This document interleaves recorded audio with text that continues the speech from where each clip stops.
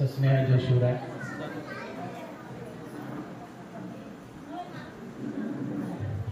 गडकोट भुईकोट जलदुर्ग, ज्याच्या नावात वसतो स्वर्ग. इशाऱ्यांच्या उभ्या राहती फौजा, ज्याने कित्येक जिंकल्या पैंजा, असा माझा राजा छत्रपती शिवाजी महाराज. शिवाजी महाराजांना प्रेरणा देणाऱ्या राजमाता राष्ट्रमाता मासाहेब जिजाऊ या देशासाठी कसं जगावं आणि कसं मरावं हा तमाम तरुणांना आदर्श घालून देणारे शिवछावा छत्रपती संभाजी महाराज. या देशात एकता, समता, स्वातंत्र्य, न्याय, बंधुता हे सगळं टिकून राहावं आणि येथील समस्त जनांना एक विकासाची चांगली दिशा मिळावी या दृष्टीनं आपला आयुष्य पणाला लावणारे तमाम महापुरुष डॉक्टर भीमरावजी आंबेडकर, महात्मा फुले, सावित्रीबाई फुले, राजर्षी शाहू महाराज या सर्वांनाच आपल्या सर्वांच्या जोरदार टाळ्यांच्या गजराने विनम्र असं अभिवादन करतो. आज हनुमान जन्मोत्सवाच्या पूर्वसंध्येला आपण सगळेजण एकत्र जमलो. माझ्या मुख्य कार्यक्रमाला सुरुवात करण्या अगोदरच मला या सगळ्याचं कौतुक करावंसं वाटतं. कौतुक यासाठी की हनुमान जन्मोत्सव आहे आणि या हनुमान जन्मोत्सवाच्या निमित्तानं शिवाजी महाराजांच्या चरित्राचं श्रवण करण्याचा जो निर्णय तुम्ही घेतलेला आहे, मला वाटतं हा सगळ्यात सर्वोत्तम निर्णय आहे.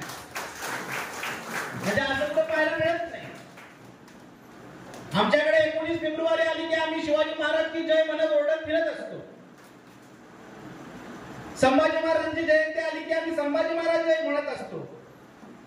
आंबेडकरांची जयंती आली की आंबेडकरांचा जय जयकार करत असतो. फुलेंची जयंती आली की फुलेंचा जय जयकार करत फिरत असतो. परंतु आज तुम्ही एक वेगळा आदर्श घालून दिलेला आहे. हा वेगळा आदर्श असा आहे की या गावाला जी पूर्वापार 50 वर्षापासूनची जी परंपरा आहे, या जन्मोत्सवाच्या माध्यमातून हा अखंड गाव एकतेत बांधण्याचं 50 वर्षापासूनचं काम या ठिकाणी सुरू आहे आणि त्या 50 वर्षाच्या सगळ्या कार्यक्रमाचं फलित म्हणजे या समाजाला अखंड एका सूत्रात बांधण्याचं काम 350 पावणे 400 वर्षापूर्वी ज्या महापुरुषाने केलं, त्या महापुरुषाचं चरित्र श्रवण करण्याचं काम तुम्ही करताय. खऱ्या अर्थानं या महापुरुषानं तुम्हाला मला एक आदर्श असा घालून दिला. याच्या सगळ्या चरित्रामध्ये एक गोष्ट आम्हाला अशी शिकायला मिळते की छत्रपती शिवाजी महाराज यांनी स्वराज्य निर्माण करताना त्यांना मदत करणारे त्यांचे सर्व मावळे हे खऱ्या अर्थाने जसे रामाला हनुमान भेटला तसे शिवाजीला हे सारे मावळे भेटले आणि त्यांचं स्मरण करण्याचं तुम्ही काम हनुमान जयंतीच्या दिवशी करताय. ही सगळ्यात मोठी गोष्ट आहे. आणि हे सगळं असं सहज होत नाही. याच्या पाठीमागे फार मोठं तप असणार. 50 वर्ष म्हणजे काही सोपी गोष्ट नाही. अनेक गाव आहेत, अनेक गावांचा इतिहास माझ्यासमोर तुम्ही सगळे ज्येष्ठ माझ्यापेक्षा वयानं, अनुभवानं, ज्ञानानं सगळे मोठे बसलेला. मी वेगळ्या पद्धतीने सांगण्याची काही आवश्यकता नाही. तुम्हाला सगळ्यांना त्या गोष्टीचा अनुभव आहे. गावागावामध्ये कशा पद्धतीची परिस्थिती आहे. पण या गावाचं वैशिष्ट्य 50 वर्षापासून जन्मोत्सव आहे. महिला मंडळाचा एकत्र सगळा साथ आहे. सगळे एकत्र येतात आणि त्यांना सोबत युवकांची आहे आणि त्यांच्या पाठीशी सगळी ज्येष्ठ मंडळ आहे. ही वेगळी गोष्ट आहे. गाव एकतेच्या दृष्टीनं म्हणजे हे सगळं तुमच्या गावात पाहतो. हे पाहत असताना मला पुन्हा एकदा इतिहासामध्ये गेल्यानंतर वाटतं खऱ्या अर्थानं छत्रपती शिवाजी महाराजांना कुठला गाव, कुठला समाज अपेक्षित होता ना, तो हा होता. प्रत्येक महापुरुषाला ज्या गावामध्ये माणसाला माणूस म्हणून जगण्याची किंमत मिळावी, माणूस म्हणून तो जगला जावा. याच्या व्यतिरिक्त कुठल्याही या समजा स्वराज्य असेल किंवा यानंतर संविधान आला असेल, या प्रत्येक ठिकाणी या महापुरुषांनी एकच विचार मांडलेला आहे. तो अंतिम आणि महत्वाचा विचार म्हणजे माणसाला माणूस म्हणून जगवणं. या व्यतिरिक्त कोणत्याही महापुरुषाचा वेगळा विचार नाही. फक्त दुर्दैवानं आम्ही सगळ्यांनी या सगळ्या महापुरुषांना जातीमध्ये बांधून टाकला आणि ही सगळी गडबड झाली. खरं म्हणजे पंकज युवक मित्रमंडळाला मंडळाला द्यावे तेवढे धन्यवाद थोडे आहेत, कारण या सगळ्या पार्श्वभूमीवर क्रिकेटच्या मॅच असतील, कबड्डीचे सामने असतील, अशा पद्धतीचं आयोजन युवक मंडळ करत असतं. परंतु वैचारिक सोहळा करणं हे सोपं नाही, कारण आजच्या माणसाला विचार आवडत नाही. हे असं विचारायचं काही आवडत नाही. कीर्तन तेव्हा किती लोक येतात? कीर्तन तेव्हा किती लोक येतात? कीर्तनाला लोक नाही आहे. जे आहेत ते सगळे 60, 65, 75, 70 शेवटच्या पायरीवर उभे असणार आहेत. बरोबर आहे. ज्यांनी तो विचार केला ते आहेत कुठं? शिवाजी महाराजांनी जर असे मावळे सगळे 70, 75 पुढचे घेतले असते तर स्वराज्य स्थापन झालं असतं. तरुण उभा राहायला पाहिजे. जोपर्यंत तरुण उभा राहत नाही तोपर्यंत समाजात क्रांती घडणार नाही. आणि म्हणून तरुण उभा राहायला ही सगळ्यात महत्वाची गोष्ट आहे. अंकल युवक मित्रमंडळाच्या माध्यमातून मला अगोदर सुरुवातीला कळलं नव्हतं पंकज नाव काय. त्यांनी पंकज हे नाव कमळ या शब्दावरून घेतलेलं आहे, किंवा पंकज आणि कमळ हे समानार्थी शब्द आहेत. चिखलामध्ये उगवतं, चिखलामध्ये उगवतं आणि तरीही देवाला प्रिय होतं. तरीही देवाला प्रिय होतं.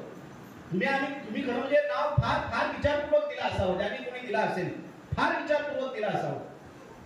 मी कुठे जन्माला आलो यापेक्षा मी कुठे जाणार आहे सगळ्यात महत्वाचा याचा संदेश पंकज देतो. मी जन्माला कुठे आलोय? चिखलात आलोय. मी जन्माला कुठे आलोय? गरिबीत आलोय. मी जन्माला कुठे आलोय? खालच्या जातीत आलोय. मी कुठे जन्माला आलोय हे महत्वाचं नाहीये. मी कुठे जाणार आहे हे सगळ्यात महत्वाचं आहे. मला वाटतं एवढा मोठा विचार घेऊन हे नाव दिलं गेलं असावं. कारण या लोकांना असं वाटतं तुम्ही का कार्यक्रम आयोजित केला असेल, तुम्ही का हा कार्यक्रम आयोजित केला, तुम्हाला वाटत असावं. म्हणजे समाजातील काही थोड्या लोकांना असं वाटतं की माझ्या गावात काहीतरी चांगलं घडावं. समाजातील काही थोड्या लोकांना असं वाटतं की या गावात काहीतरी चांगलं व्हावं. समाजातील काही थोड्या लोकांना असं वाटतं की या गावात विधायक काम व्हावं. समाजातील फार थोड्या लोकांना असं वाटतं की माझा अखंड गाव एका बैठकीवर यावं. समाजातील थोड्या लोकांना असं वाटतं या अखंड गाव एकत्रित येऊन यांनी या गावाचा विकास करावा. आणि अशी तरुण मंडळी जेव्हा एकत्र येते तेव्हा अशा पद्धतीचं काम घडतं. खरं म्हणजे अशी लोक समाजाची भ्रष्ट असतात आणि त्यांच्यासाठी टाळ्या झाल्या पाहिजेत. हे सोपं नाहीये. आमची तरुण पिढी भटकटून गेलेली आहे. 350 पावणे 400 वर्षापूर्वी ही स्थिती होती. अशाच पद्धतीचं जगणं होतं. मंडळात ताकद होती, छातीमध्ये ताकद होती, हिंमत होती. पण ती हिंमत पुढे धजावत नव्हती. चारी बाजूनी सुलतानशाही, मुघलशाही, इरादशाही, बेगडशाही, मुघलशाही, आदिलशाही या सगळ्या छाया हे महाराष्ट्राच्या छाताडावर ठया नाचत होत्या. बरं या नाचत होत्या कोणाच्या भरोश्यावर नाचत होत्या? आपल्याच भरोश्यावर. या सगळ्यांकडे सैनिक होता, मावळे होते, कोण होते? हे आपल्याच होते, इथल्याच होते. पण एकालाही असं वाटत नाही की आपण आपलं राज्य स्थापन करावं, काय याची त्याची चाकरी करावी, सगळ्यांनी एकत्र यावं, असं कुणाला वाटलं नाही. ते मासाहेब जिजाऊंना वाटलंय, ते शिवाजी महाराजांना वाटलंय. हे सोपं नाही. हे वाटणं महत्वाचं आहे. आज सगळी परिस्थिती बदललेली आहे. आज आम्ही जेव्हा म्हणतो, मी जिथे पुढे जातो मला असं म्हटलं तुम्ही काय बोलाल, तुम्ही काय बोलाल, म्हटलं काय बोलणं अपेक्षित आहे. नाही मग ते अफजल खान सांगाल का, शाहिस्ता खान सांगाल का? तुम्हाला अफजल खानाचे वध माहिती आहे? मला असं वाटत नाही तर कुणी असेल नसेल असं म्हणजे असेल की ज्याला अफजल खानाचा वध ही गोष्ट माहिती, सगळ्यांना माहिती आहे. पण जोपर्यंत आम्ही शिवाजी महाराजांना या वधापुरता, शिवाजी महाराजांना शाहिस्ता खानाच्या त्या 4 बोटं कापण्यापर्यंत, शिवाजी महाराजांना आग्र्याहून सुटकेपर्यंत जर मार्ग ठेवलं तर त्या पलीकडे जे चरित्र आहे, त्या तलवारीच्या पलीकडे असणारं चरित्र ज्या दिवशी तुमच्या आमच्या बहुजन समाजाला कळेल त्या दिवशी घराघरातून शिवाजी जन्माला आल्याशिवाय राहणार नाही.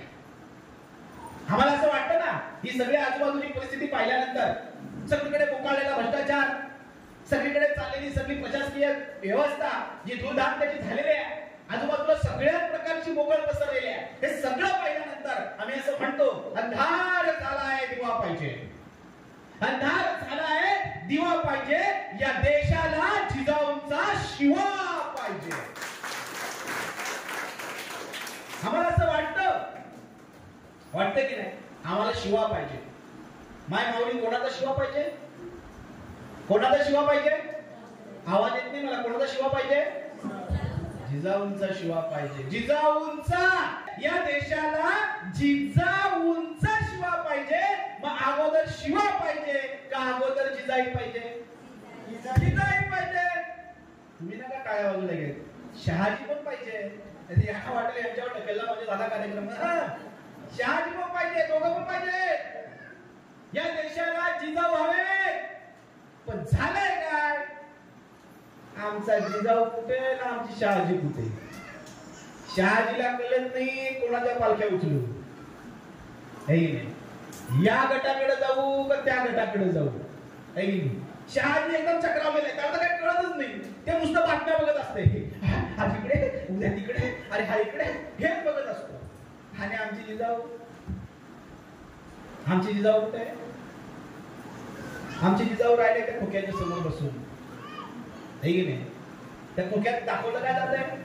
ह्याची बायको कोणाकडे, तिचा नवरा कोणीकडे, हिच्या नवऱ्यावर तिचा हक्क, त्याच्या बायकोवर याचा हक्क. चाललंय काय आम्ही बघतो काय, आम्हाला दाखवलं काय जात आहे. आता तर सगळे सिरियल म्हणजे तुम्हाला नाव आठवत नाही, बघत नाही, पण सगळ्या सिरियलचा ढाचा आहे की तुम्ही बघत असाल तर तुम्हाला आठवेल. सगळ्या सिरियल मध्ये भावेची, सगळ्या सिरियल मध्ये एक गोष्ट कॉमन आहे आणि ती म्हणजे हे लग्न आहे ना. ते काय झालेले, करार करून 1 वर्षाचं 2, बघा सगळ्या सिरियल मध्ये सगळ्या हे नवरा बायको मध्ये असे करारावर आहेत, 1 वर्षाचे करार केलेले आहेत. आणि तशाच आहे ते सगळ्या सिरियल मध्ये सेम थीम आहे की नाही. हे आपल्या संस्कृती आहे, हे आहे का आपल्याकडे असं करारावर बायको त्याच्या घरामध्ये राहते. हे नाहीये ना, पण आम्हाला दाखवलं जाते, वर्षानुवर्ष दाखवलं जाते. परिणाम काय काही घडणार नाही ना. हे असं दाखवत राहिले तर अरे जरा 350 पावणे 400 वर्षापूर्वी मागे जाऊया. चला ते शहाजीराजांकडे पाहूया. ते शहाजीराजे निजामशाहीच्या दरबारामध्ये चांगले मोठे सरदार आहे. त्यांनाही असं वाटत होतं की आपण स्वराज्य स्थापन करावं. त्याने तसा प्रयत्नही केला. त्यानं प्रेमगिरीच्या किल्ल्यावर निजामशाहीच्या वंशाचं एक मूल घेतलं. त्या प्रेमगिरीच्या किल्ल्यावर जाऊन पहिला स्वराज्य स्थापनेचा प्रयत्न केला. आणि त्या दोघा नवरा बायकोनी एक गोष्ट ठाम ठरवली की आपल्याला असं काहीतरी करायचं आहे की या देशातला, या महाराष्ट्रातला स्वाभिमान जागा झाला पाहिजे. यासाठी हे दोघं नवरा बायको आयुष्यभर झटत राहिले. बरे नवरा बायको कुठे राहिले, कुठे अहो एकत्र नाही राहिले. ते एकत्र नाही राहिले. त्यांनी स्वप्न पाहिलं, ध्येय घेतलं. त्या नवरा बायकोने ध्येय घेतलेलं का आपल्याला काय करायचं आहे आणि त्या अनुषंगाने सगळं चालू केलं. त्यांनी पाहिलं त्या निजामशाहीच्या दरबारामध्ये केवळ एका हत्तीची सोंड कापली म्हणून जाधव भोसले लढले. जिजाऊंचे 4 सख्खे भाऊ मारले गेले. बापाची हत्या झाली. भोसलेचा एक कर्तबगार मावळा मारला गेला, सरदार मारला गेला.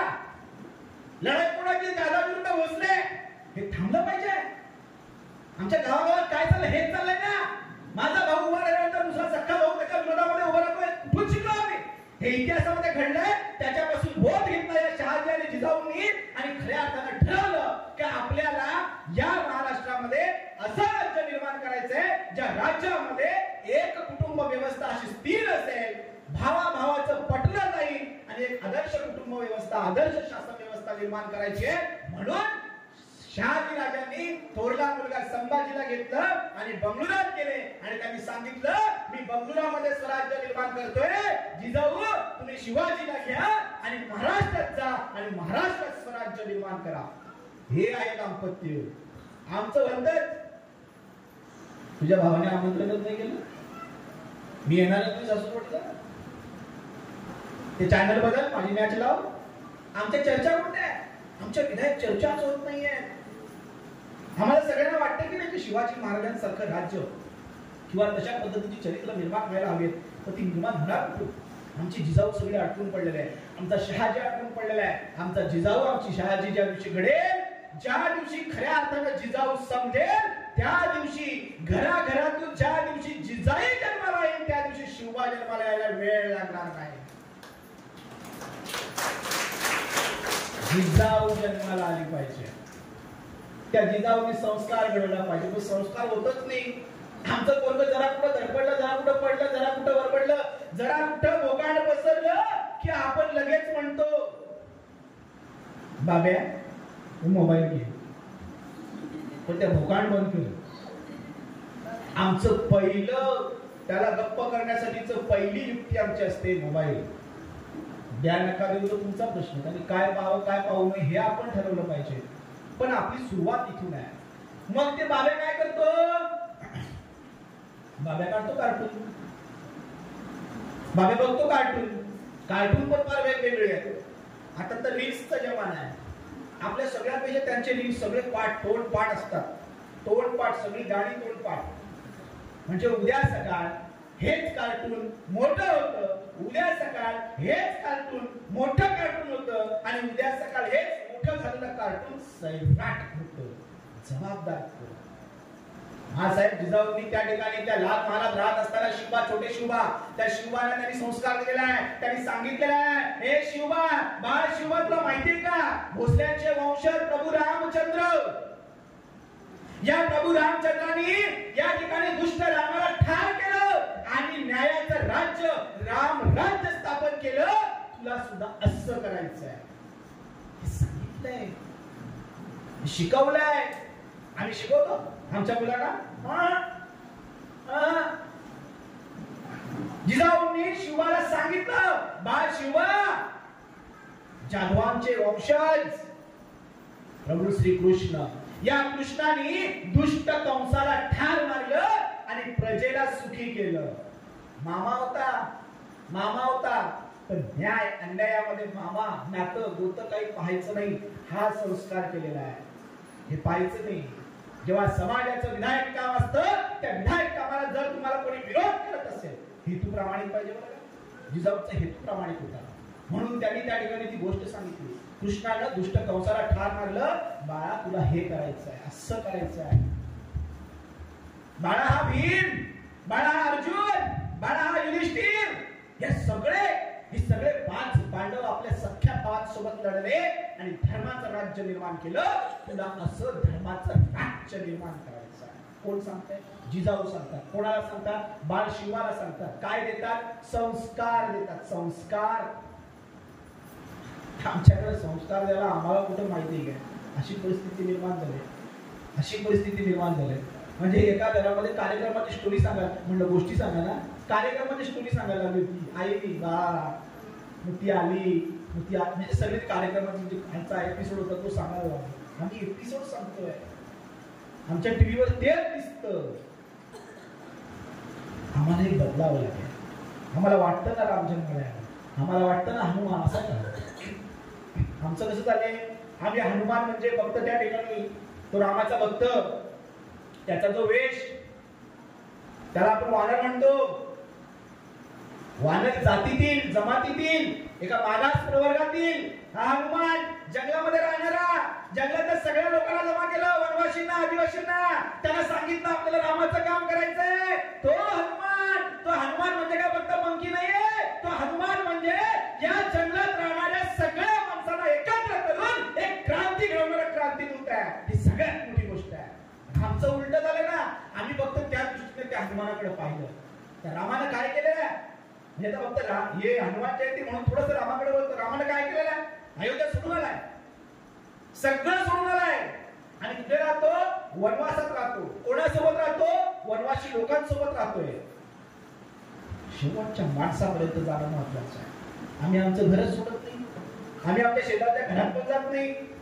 एक जातो का आपण शेजारच्या घरात कामावरून आल्यानंतर? जात नाही. आपण पण जात नाही तर बाळाला पण जाऊ देत नाही. बाळ्या खाली बाई जाऊ नको. बाळ्या चालला खेळायला शेजारच्या मुलं, जाऊ नको, तो तुला चिमटे काढतो, अजिबात तिकडे जाऊ नको. आपण सगळ्यांना एकमेकांपासून दुरावत चाललेलो, तोडत चाललेलो. खरंच राजाने माणसं तोडली नाही, राजाने माणसं जोडली. आणि ती जोडली म्हणून तानाजी घडला, ती जोडली म्हणून बाजी लढला, ती जोडली म्हणून शिवा लढला, ती जोडली म्हणून जीवा मेला.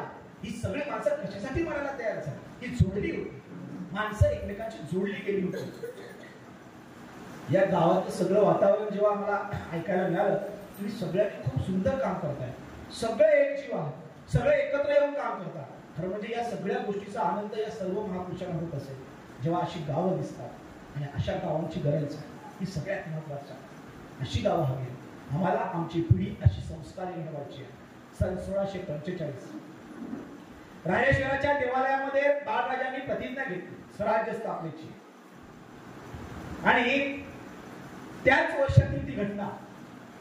बाळराजे पुण्याच्या लाल महालात राहायचे. एके दिवशी एक तंटा आला. एक साधा शेतकऱ्याला, सर्वसामान्य एका गावातला शेतकरी आला. त्या शेतकऱ्यानं जिजाऊच्या समोर कैफियत मांडली. मासाहेब हेच का तुमचं स्वराज्य? ज्या स्वराज्याचं तुम्ही आम्हाला स्वप्न दाखवलं, जे स्वराज्य असं असेल असं असेल इतकं सुंदर असल्याचं तुम्ही सांगितलं, ज्या स्वराज्यामध्ये स्त्री सुरक्षित असेल असं तुम्ही मला सांगितलं, पण महासाहेब अहो मी ज्या गावामध्ये राहतो त्या गावातल्या पाटलांना माझी पोर दिवसा ढवण्या भोगली, हेच का तुमचं स्वराज्य? टाहो फोडून ओरडला, हेच का स्वराज्य? महासाहेबांनी विचार, कोण?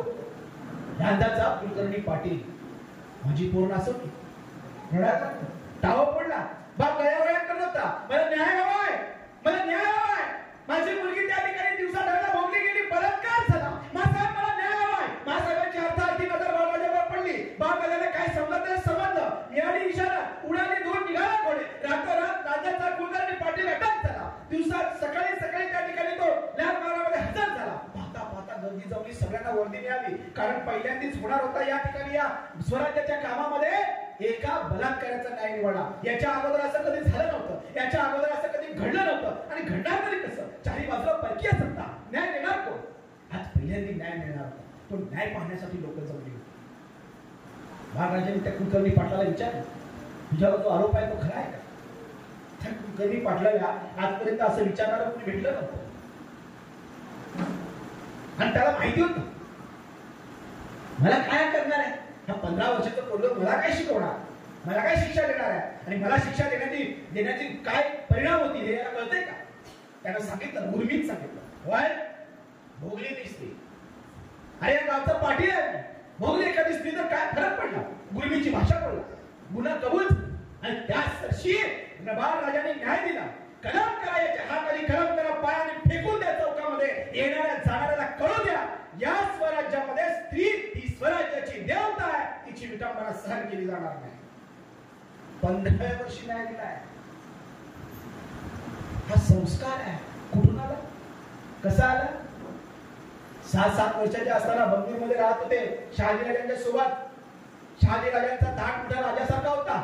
बंगलोरमध्ये बाळराजे त्या ठिकाणी आम्हासाहेबांसोबत गेले होते, त्या ठिकाणी राहत होते, आणि एका दिवशी असं फिरता त्या महालांमध्ये फिरता त्यांना एका ठिकाणी घुंगरांचा आवाज आला. घुंगरांचा आवाज कुठून येतो म्हणून सहज त्या 6-7 वर्षाचा बाळ त्या दालनाच्या दिशेने निघालं. त्या दालनामध्ये डोकावून पाहिलं, अनेक मुस्लिम सरदार त्या ठिकाणी वा वा वा वा म्हणून ओरडत होते. अनेक सरदार होते, ते सगळे त्या ठिकाणी खुश होते, आणि समोर एक नर्तकी नृत्य करत होती, नाचत होती, आणि ते नृत्य पाहिल्यानंतर महाराज सहज आतमध्ये डोकावले. कानोकान खबर गेली, जिजाऊपर्यंत गेली. जिजाऊला ती गोष्ट समजली. त्यांनी बाळराजांना बोलावून घेतलं, आणि बाळराजांना सांगितलं. बाळराजा कुठे गेला होता, काय पाहत होता?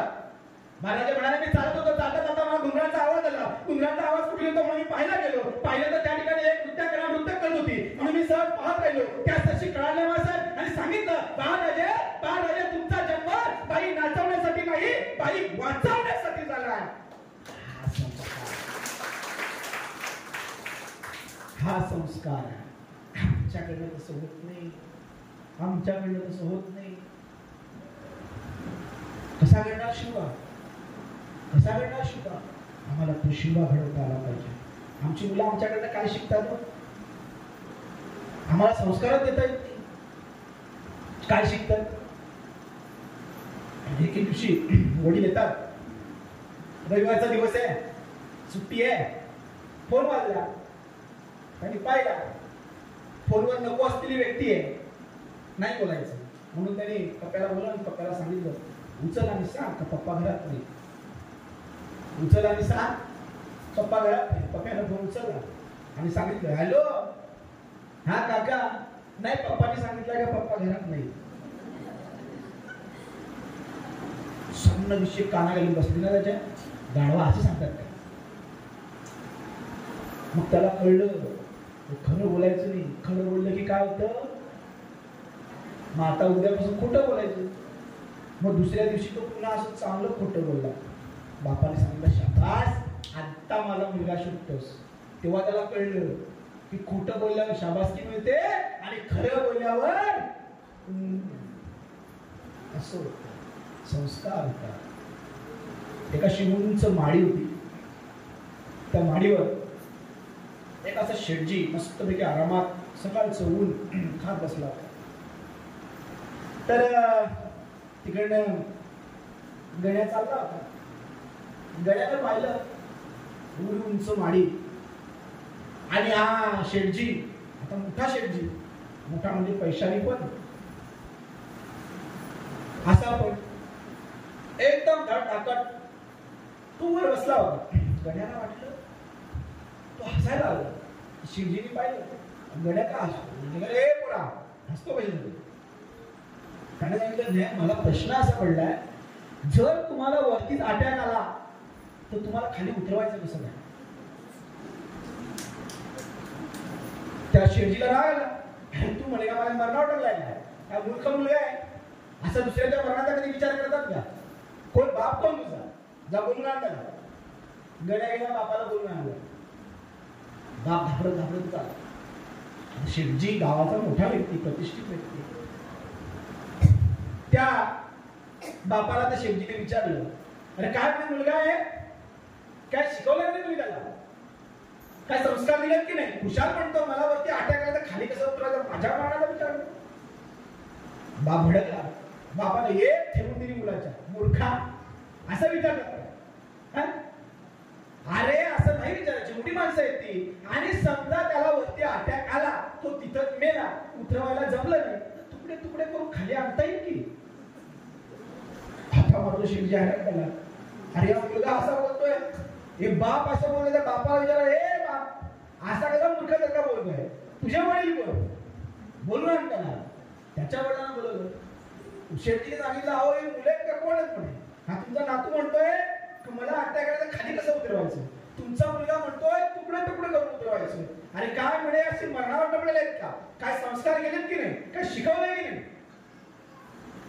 आता त्या बापाने दोघांच्या पण दोन टेकवले.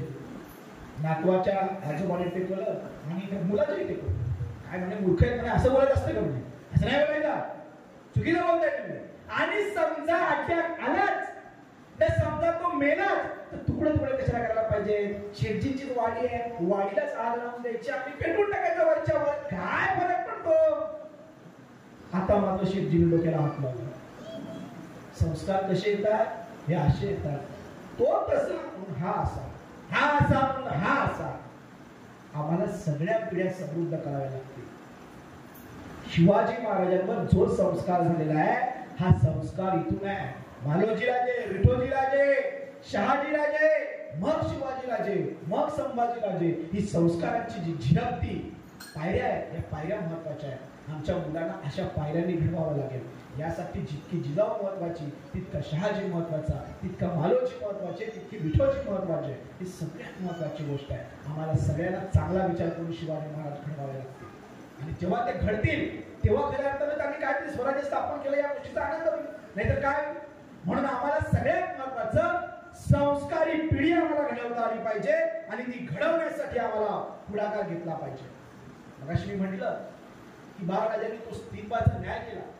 आज दुर्दैवानं त्याच स्वराज्यामध्ये, ज्या महाराष्ट्रामध्ये महाराजांनी स्वराज्य निर्माण केलं, ज्या महाराष्ट्रामध्ये महाराजांनी स्त्रीचा सन्मान केला. स्त्रीचा सन्मान केवढा? अहो आईने स्वप्न पाहिलं, मला स्वराज्य हवंय. त्या आईच्या स्वप्नासाठी शेवटच्या श्वासापर्यंत जगला. त्याचं नाव छत्रपती शिवाजी महाराज. आईचं स्वप्न पूर्ण करण्यासाठी प्रत्येक महिलेला स्वराज्याची देवता मानणारा माझा राजा, त्याच राजाच्या राज्यामध्ये स्त्री सुरक्षित नाही, ही केवढी मोठी शोकांतिका आहे. केवढी मोठी. आम्ही टीव्ही पाहिल्यानंतर आम्हाला बातम्या काय दिसतात? बाहेर आलेली स्त्री जाऊ द्या, पोटातली स्त्री पण सुरक्षित नाहीये. सुदैवानं आपल्याकडे अशी परिस्थिती नाही, वेगळी गोष्ट आहे, पण ती यायला वेळ लागणार नाही. आम्ही जेव्हा आता म्हणजे वर्तमानपत्र घेतो किंवा टीव्हीवर बातम्या बघतो, हॉस्पिटलच्या बाहेर स्त्री अर्भक अशी कुत्र्यांना टाकली जातात. ऐकले तुम्ही कधी? कुत्र्यांना टाकली जातात. मध्ये मध्ये मोठ्या बातम्या यायच्या, कुत्र्यांना टाकल्या जातात स्त्री अर्भक. का? तिला वाटत नसेल का त्या गर्भाला मलाही जन्माला यायला हवं, मी जन्माला यायला हवं? तेही म्हणत असेल ना. अभिमन्यूची गोष्ट तुम्हाला माहिती आहे, गर्भामध्ये शिकला. गर्भामध्ये त्याने युद्ध कसं करावं, त्या चक्रीवर कसं शिरावं, गर्भामध्ये शिकला. कदाचित त्या गर्भामध्ये शिकला असेल तर त्या आईच्या पोटामध्ये असणारे ते स्त्री गर्भ त्यालाही वाटत असेल ना मी जन्माला यावं. तो बाप तिला म्हणाला असेल बायकोला, उद्याला आपल्याला तो स्त्री गर्भ पाडण्यासाठी जायचा आहे, तेव्हा तो स्त्री गर्भ ऐकत असेल, तो रात्रभर विचार करत असेल, त्यालाही वाटत असेल की उद्या मला मारणार आहे, उद्या माझ्या गळ्यावरून सुला फिरवला जाणार आहे, उद्या मला मारून टाकणार आहे. अरे केवढ्या वेदनेने तो ओरडला असेल, केवढ्या अगतिकपणे तो आईला म्हणाला असेल, आई थांब, मला मारू नकोस, आई मला मारू नकोस, आई मला जग पाहू दे, मलाही जग पाहू दे. तू पाहिलंस हे जग किती सुंदर आहे, मलाही पाहू दे, मलाही तो अनुभव घेऊ दे.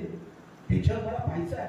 कित्यांदा टाव फोडत असेल, आम्हाला ऐकायला येत नाही, पण आम्हाला भावना येत की नाही. कदाचित त्या आईला ऐकायला येत असेल, पण ती बोलणार काय? केवढ्या तरी मोठ्या अगतिकतेने तो त्या ठिकाणी स्त्री गर्भ ओढत असेल आणि म्हणत असेल, पाहू दे ना ग आई मला या दुनियेला, पाहू दे ना ग आई मला या दुनियेला. आई तू जग पाहिलंस, आई तुझे जग अनुभवलंस, आई तुला माहिती आहे जग कसं आहे, पण मलाही जन्माला येऊ दे ना, मला या ठिकाणी श्वास घेऊ दे, मलाही जग किती सुंदर आहे पाहायचंय. आई मला फार सचिन तेंडुलकर नाही होता येणार, पण आई सुनीता विल्यम्स होण्याचा प्रयत्न करीत ना. आई मला जन्माला येऊ दे, शिकून ना ग आई मी मोठी होईन, मी खूप शिकेन आई, मी खूप शिकेन, मी एवढी मोठी होईन जशी तुम्ही म्हणता ना, माझा मुलगा माझा वंशाचा दिवा आहे, आई ज्योती बनण्याचा प्रयत्न करेल ना. आई तू मला जन्माला येऊ दे, आई मला जन्माला येऊ दे, शिकून ना आई मी मोठी होईन, बुरकन चिमणीवाणी उडून जाईन. फार दिवस नाही राहणार यांच्याजवळ, एक 18-20 वर्ष सांभाळला नाही, एक 18-20 वर्ष मला तू सांभाळ, बस एक 18-20 वर्षानंतर तुझं घर सोडून नवऱ्याच्या घरी निघून जाईल. आई मला मारू नकोस, बस. केवढ्या तरी मोठ्याने टावा पडला असेल त्या लेकीला. बुरकन चिमणीवाणी उडून जाईन, कधीतरी येईन आई तुझ्या दाराला, कधीतरी येईन आई तुझ्या दाराला, तुला ग भेटायला पाहू दे ना ग आई मला या दुनियेला. ज्या महाराजांचं आम्ही नाव घेतोय, ज्या छत्रपती शिवाजी महाराजांच्या भूमीमध्ये तुमचा आमचा जन्म झालेला आहे, ज्या महाराजांना खऱ्या अर्थानं स्त्रीत्वाचा सन्मान केलेला आहे, त्या महाराष्ट्रातल्या प्रत्येक दाम्पत्याला ठरवला पाहिजे, माझ्याकडून स्त्री भ्रूण हत्या होणार नाही, ही खरी शिवाजी महाराजांना अभिवादन ठरेल. हा संकल्प करणे गरजेचं. जे काय तर सगळेच करतील, पालख्या तर सगळेच उचलतील, पालख्या तर आम्ही सगळेच उचलतो, सगळ्यांच्याच उचलतो, फक्त पालखी उचलण्याचा मतलब नाही.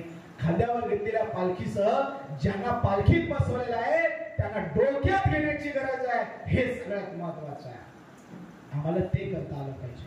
गेल्या 15-20 वर्षापासून आम्ही बोलतोय, 15-20 वर्षापासून भाविकाला आम्ही प्रत्येक महाराष्ट्रातला आजचा जिल्हा नसेल, असं गाव नसेल जिथे आम्ही पोहोचलेलो आहे, तिथपर्यंत आम्ही जाऊन पोहोचलोय आणि त्यांना आम्ही हेच सांगतोय. शिवचरित्र म्हणजे काय सांगणं, आमच्या घराला कसं मारलंय रमवून सांगायचं, मला चांगली गोष्ट सांगता येईल, पण बस या पलीकडे शिवाजी राजा काहीतरी आहे की नाही आम्हाला तो समजला नाहीये. 4थीच्या पाठ्यपुस्तकामध्ये आम्हाला गोष्टी रूपाला शिवाजी महाराज सांगितले गेले आणि त्याच ठिकाणी तो संपले. याच्यानंतर आम्हाला अख्ख्या शिक्षणामध्ये शिवाजी महाराज कुठे भेटले नाही, ही शोकांतिका वाटत नाही आम्हाला. आमच्या मुलांना आम्ही शिवाजी महाराज सांगत नाही, सांगतो की नाही, पण आम्ही कोणते सांगतो, आम्ही फक्त ते गोष्टी सांगतोय, शाहिस्ताची गोटा कशी कापली, आग्राहून सुटका कशी झाली, एवढंच सांगतो. त्या पलीकडे सांगता आलं पाहिजे ना, त्या पलीकडे जाता आलं पाहिजे ना.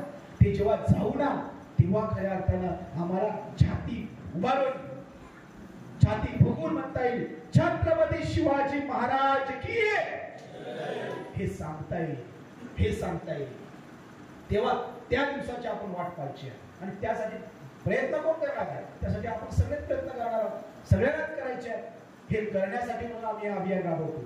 गेल्या 15-20 वर्षापासून हे सगळं चालू आहे. आणि असं नाही शिवाजी महाराज आम्हाला आंबेडकरी तितकेच प्रिय आहेत, आम्हाला फुले तितकेच प्रिय आहेत, आम्हाला सावित्रीबाई तितक्याच प्रिय आहेत, आम्हाला फातिमा शेख सुद्धा तितक्याच प्रिय आहेत, ज्यांनी समाज उभारण्यासाठी काम केलेलं आहे, माणूस उभारण्यासाठी काम केलेलं आहे. आम्हाला माणसापर्यंत जाता आला पाहिजे, माणसाला उभं करता आला पाहिजे. एकदा घरी आल्यानंतर, पुन्हा एकदा हातपाय धुतल्यानंतर मला शेजारच्या ढेरामध्ये जाता आलं पाहिजे, त्याची दुःख त्याचं सुख सगळं विचारता आलं पाहिजे, त्याच्या दुःख सुखामध्ये सहभागी होता आलं पाहिजे. हे होणं महत्वाचं आहे, हे होणं महत्वाचं आहे. तेव्हा माणूस उभा आहे, तेव्हा माणूस माणसाशी जोडला जाईल. ही माणूस जोडण्याची प्रक्रिया आम्हाला करायची आहे. यासाठी कटिबद्ध होऊया, म्हणजे खऱ्या अर्थानं आम्हाला त्या ठिकाणी जिजाईंना वंदन केल्यासारखं होईल, महाराजांना त्या ठिकाणी वंदन केल्यासारखं होईल. महाराजांना सुपारीच्या खांडाचे व्यसन नव्हतं. आज दुर्दैवानं म्हणजे शिवाजी महाराज राजा माणूस आहे, राजा माणूस. आणि आपल्याला राजा म्हणजे माहिती आहे, अय्याशी करणारा, अय्याशी करणारा.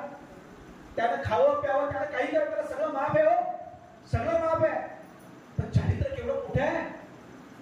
50 वर्षाच्या आयुष्यामध्ये सुपारीचं एक खांड सुद्धा खाल्लं नाही. आमची तरुण पिढी या व्यसनामध्ये बर्बाद होत चालली आहे. लाजा वाटत नाही का मला? व्यसनामध्ये बर्बाद होत चाललेली आहे. वडिलांच्या खांद्यावर जेव्हा मुलाचं प्रेम जातं, तेव्हा त्या बापाला विचारून बघा, त्याला काय वाटत असेल. होतं की नाही असं? व्यसनाधीन झालेली तरुणाई मरते आणि बापाच्या खांद्यावर जाते. आम्हाला थांबायला हवं, आम्हाला सुधारायला हवं, आम्हाला पुन्हा एकदा ही सगळी पिढी सक्षम करता यायला हवी, सक्षम करता यायला हवी. आणि मला वाटते एवढी सगळी लोक जर अशा पद्धतीने एक हातात हात घालून उभी राहिली, मला वाटते भावे दादा हे क्रांती हा बदल घडायला वेळ लागणार नाही. शिवाजी राजाने एक माणूस जोडला, आपण तर एवढे होऊ शकत नाही. होऊ शकत, होऊ शकत. खरा अभिवादन, खरा जय जयकार त्या दिवशी होईल, त्या दिवशी होईल. माझा राजा मातृपितृ भक्त राजा आहे, मातृपितृ भक्त राजा आहे. मी मगाशी म्हटलं, त्यांनी आपल्या आईचं स्वप्न पूर्ण केलंय. आदर्श पुत्र आहे. आदर्श पुत्र कोणाला म्हणतात? जो आपल्या आई बापाचं स्वप्न पूर्ण करतो त्याला आदर्श पुत्र म्हणतात. राजा माझा आदर्श पुत्र आहे, कारण आईनं पाहिलेलं स्वप्न त्यानं पूर्ण केलेलं आहे. आम्हाला करता येतं का? आम्हाला आई बापाशी बोलायलाच वेळ नाहीये, बोलायलाच वेळ नाही. आमच्या मुलांना सांगितलं लग्नाची वेळ आली, त्यांनी सांगितलं हे आहे काय पोरी बिरी पाहू नको, मी पोर पाहिलेली. तू हो बोललीस तर लग्न करायचं, आणि तू नाही म्हणलीस तरी लग्न करायचं. तुम्हाला विचारते कोण? ही परिस्थिती आपल्याला अवती दिसते. माझा राजा मातृपितृ भक्त राजा होता. जेव्हा मी शिवाजी महाराजांचं नाव घेतो तेव्हा मला हा गुण पहिला प्रथम आठवला पाहिजे. माझ्या राजा ज्यावेळेस शहाजी राजा गंभीर होऊन त्या ठिकाणी लाल महाराजांकडे येत होते, शिवाजी राजांना महाराजांना खबर मिळाली की शहाजी राजा येतात, आपले वडील येत आहेत. अर्ध्या रस्त्यामध्ये त्या मेण्याला खाता देण्यासाठी गेलेला आहे. बाप्पाच्या मेण्याला खाता देऊन त्या ठिकाणी लाल महाराजांमध्ये आणलेला आहे. त्यांचे जोडे हातामध्ये घेतलेले आहेत. राजाने, आता तुम्ही म्हणाले एवढं काही विशेष घेतले मुलाने हातात, आता घेतात का? आता घेतात का? अहो साधा एखाद्या पक्षाचा शाखा अध्यक्ष झालेला आपल्या गावातले का पोरगा असेल ना, तर आज शाखा अध्यक्ष का उद्याला तो पक्षाचा अध्यक्ष असल्यासारखा गावामध्ये फिरतो. त्याला बापाने सांगितलं जा गॅस सप्लाय घेऊन येतो, त्याला शिकवतोय गप्पे तुला माहिती आहे गॅस कुठं मला आणायला सांगतो, आता मी शाखा अध्यक्ष आहे. ही असली परिस्थिती आहे. आपल्या गावात नसेल पण आम्ही अख्याकडे फिरतो ना, सगळीकडे आम्हाला हे दिसतं. हे असंच आहे. त्या मनामध्ये माझा राजा सर्व समाज मान्यता मिळवलेला राजा होता. समाज मान्यता त्याला मिळालेली होती आणि समाजाने डोक्यावर घेतलेला एक राजपुत्र, एक राजा त्या ठिकाणी आपल्या वडिलांच्या मेण्याला खाता देतो, त्यांचे जोडे हातामध्ये घेतो. ही केवढी मोठी पितृभक्ती आहे. सोपं नाहीये, सोपं नाहीये. फार मोठी गोष्ट आहे. परवा व्हॉट्सअपवर एक मेसेज आला, एक वृद्ध दाम्पत्य वयाच्या शेवटाकडे वळलेलं, शांत घरामध्ये बसून मागचे दिवस आठवत होते. त्यांना 2 मुलं, मुलगे, दोन्ही दाम्पत्य शिक्षक शिक्षिका रिटायर झाले. आपल्या मुलांना त्यांनी खूप शिकवलं. मुलंही खूप हुशार, चांगली गुणी होती की नाही माहिती, पण हुशार होती. हुशार असलेला गुणी असतो असं नाही. त्या हुशार आहेत तर सगळी सत्तानाच लावले. त्या हुशार लोकांना असं वाटते का आम्ही म्हणजे फार वेगळे कुणीतरी आहे की नाही, फार कुणीतरी वेगळे. तर हुशार असतो कुणी असतो असं नाही, पण ती दोन मुलं हुशार होती, मोठी झाली. मोठा मुलगा चांगला इंजिनियर झाला. इंजिनियर झाल्यानंतर त्यांनी परदेशामध्ये एका कंपनीची अटॅचमेंट केली. तो तिकडे गेला, स्थिर स्थावर झाला, स्वतःची कंपनी स्वतःचा उद्योग सुरू केला. त्याच ठिकाणी तो राहू लागला. दुसरा मुलगा तोही इंजिनिअरिंगला गेला. आई वडील तो मुलगा तिघे जण त्या ठिकाणी राहत होते. एके दिवशी मोठा भाऊ आला. त्याने आल्यानंतर त्याला आईला खूप आनंद झाला. आईला आनंद होतोच, आपला मुलगा परदेशामध्ये राहतो, स्वतःचा उद्योग सुरू करतोय, तो उद्योगही इतक्या सुंदर पद्धतीने चालू आहे, हे आईला फार आवडतं. आईने सगळ्या गावाच्या लोकांना सांगितलं माझा मुलगा आला, माझा मुलगा आला, माझा मुलगा परदेशामध्ये असतो. केवढा आनंद झाला त्या आईला. आल्यानंतर त्या मुलाने सांगितलं, एक 2-4 दिवस राहिला आणि सांगितलं आई बाबा माझा उद्योग खूप सुंदर पद्धतीने चालू आहे, परदेशामध्ये माझी स्वतःची कंपनी तयार झालेली आहे आणि त्या ठिकाणी मी राहतो. आता माझी अशी इच्छा आहे की माझ्यासोबत माझ्या लहान भावाने सुद्धा यावं. माझ्या लहान भावाला सुद्धा मी अशा पद्धतीने चांगला उद्योग स्थापन करून देईन. माझ्या लहान भावाला सुद्धा मी अशा पद्धतीने त्या ठिकाणी उभा करेन, त्याला त्या ठिकाणी यशस्वीता मिळवून देईन. आईला आनंद झाला. ज्या काळामध्ये भाऊ भावाकडे पाहत नाही, लहान भावाला मोठ्या भावाचा उत्कर्ष सहन होत नाही आणि मोठ्या भावाला लहान भावाचा उत्कर्ष सहन होत नाही, त्या काळामध्ये मोठा भाऊ म्हणतोय का आई मी लहान भावाला घेऊन जातोय, त्यालाही उद्योग त्या ठिकाणी टाकून देतोय, त्यालाही मी त्या ठिकाणी उभा करतोय, त्यालाही मी त्या ठिकाणी स्थिर स्थावर करतोय. आईला केवढा आनंद झाला. तिने सांगितलं हो नक्की घेऊन जा, त्यालाही उद्योग स्थापन करून दे, चांगले स्थानपन्न झाले, चांगले झाले की आम्हालाही घेऊन जा किंवा तुम्ही इकडे या, काही करा, पण मोठे व्हा, खूप मोठे व्हा, आमचा आशीर्वाद आहे. अरे केवढ्या मायेने तिने गालावर त्याच्या हात फिरवला, केवढ्या मायेने केसातून हात फिरवला. अख्ख्या गावाला ओरडून सांगितलं ए शेवंता ऐकलंस का, माझा मोठा मुलगा म्हणतोय माझ्या छोट्या भावाला, त्याच्या छोट्या भावाला तो घेऊन जातोय. तुला माहिती काय माझी दोन मुलं किती गुणी आहेत, दोघे एकमेकावर प्रेम करतायत. पाहता पाहता दोन्ही मुलं त्या ठिकाणी परदेशामध्ये निघून गेली. 1 वर्ष झाला, 2 वर्ष झाली, 3 वर्ष झाली. 3 वर्षात त्या ठिकाणी त्या मुलाचा पत्ता नव्हता. फोनवर सांगायचे आई आम्ही ठीक आहोत, तुम्ही बरे आहात, व्यवस्थित आहोत, लवकरच आम्ही भारतामध्ये पुन्हा परत येतो, तुम्हाला भेटायला येतो, तुम्हाला घेऊन जायला येतो. 5 वर्ष झाली. काळ थांबत नसतो कुणासाठी, तो आई वडिलांसाठी सिद्धी थांबला. बाप म्हातारा होत गेला, आई म्हातारी होत गेली. आई रोज फोन करायची, अरे बाळा अरे बास की आता, किती पैसा मिळवणार, किती कमावणार, आम्ही वाट पाहतोय तुमची, आम्ही वाट पाहतोय तुमची. तुमचा बाप तुमच्या वाटेला डोळे लावून बसलाय, कधी येणार आहे. होय या दिवाळीच्या सुट्टीमध्ये आम्ही येणार. हो आई या दिवाळीच्या सुट्टीमध्ये आम्ही येणार. दिवाळीची सुट्टी आली, दोघे आई बाप त्या ठिकाणी त्या दरवाजामध्ये वाट पाहत बसले. आता येतील, थोड्या वेळात येतील. दिवाळी संपली, मुलं आली नाही. पुन्हा आईने फोन केला, केव्हा येणार आहात तुम्ही. त्यांनी सांगितलं या व्हॅकेशन मध्ये येतो, नक्की येतो. ती व्हॅकेशन संपली आई, त्या ठिकाणी ते आले नाहीत माई. आणि आई फोन करतच राहिली. बाप वृद्ध झाला, बिछाण्याला टेकला, शेवटच्या श्वासापर्यंत येऊन पोहोचला. बाप ओरडायला लागला, अरे माझ्या मुलांना बोलवा, गेली 7 वर्ष झाली माझी मुलं मला दिसली नाही. या खंडावर मी खेळवलं, या पाठीवर बसवलं, घोडा झालो घोडा. आज मी शेवटच्या टप्प्यावर आहे. माझ्या मुलांना मला पाहायचं आहे, माझ्या मुलांना एकदा डोळा भरून मला सुखानं मारायचं आहे. कधीतरी बोल आई फोन करायची, सांगायची अरे या बाप तुमची वाट पाहतोय, शेवटचा श्वास त्यांचा सुरू आहे. येतोय आई, नक्की येतोय, नक्की येतोय. मुलं आली नाही. काळ कोणासाठी थांबत नसतो. काळाला घाव घातला, बाप निघून गेला, बाप निघून गेला. आई शांत झाली. शेजारच्या मुलानं त्या मुलाला फोन केला, मोठ्या मुलाला फोन उचलला. त्या शेजारच्या मुलाने सांगितलं दादा अरे तुमचा बाप गेला, तुमचा बाप तुमच्या वाट्याला डोळे लावून बसला होता, तो गेला. त्याला वाटत होतं तुम्ही याल, वाट पाहत होता. त्याच्या तेडीला खांदा देण्यासाठी त्याची मुलं नाही आहेत. फार शोकानं गेला दादा, आता तरी या. त्याने सांगितलं हो लवकरच येतो. 5-6 दिवसांनी छोटा भाऊ आला. आई भिंतीला टेकून बसलेली आहे, उजाड कपाळानं सदान छपराकडे पाहत बसलेली आहे. बाजूला बापाचा फोटो लावलेला आहे. छोटा आला, घरात शिरला.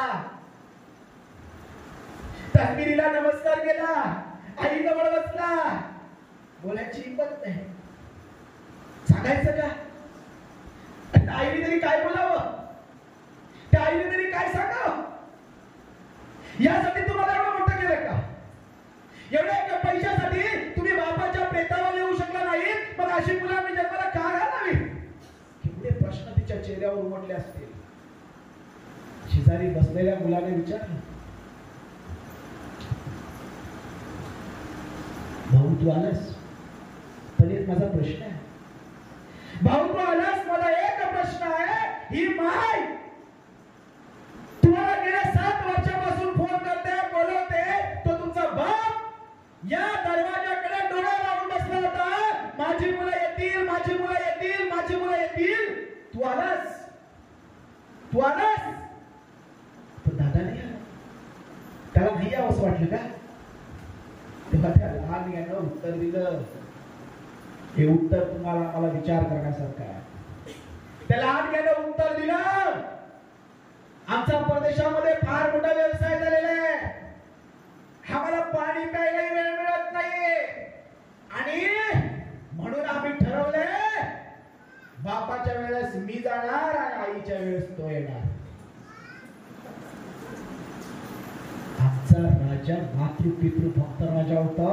आम्हाला जर नाव घ्यायचं असेल, अभिमानाने छत्रपती शिवाजी महाराज की जय म्हणायचं असेल, तर आमच्या आई बापाला आम्ही घरात स्वतः जवळ ठेवलं पाहिजे. एवढा आदर्श आम्हाला घेता आला पाहिजे, आम्ही घेतलाच पाहिजे. जर होत नसेल तर तुम्हाला आम्हाला राजांचं नाव घेण्याचा अधिकार नाही, बिलकुल नाही, बिलकुल नाही. सोपं नाही. आम्हाला वाटतं मस्त पालखी बनवायची, उचलायची, गावात मिरवणूक काढायची, जय जय जय जय म्हणायचं. हे एवढं म्हणणं पुरेसं नाहीये.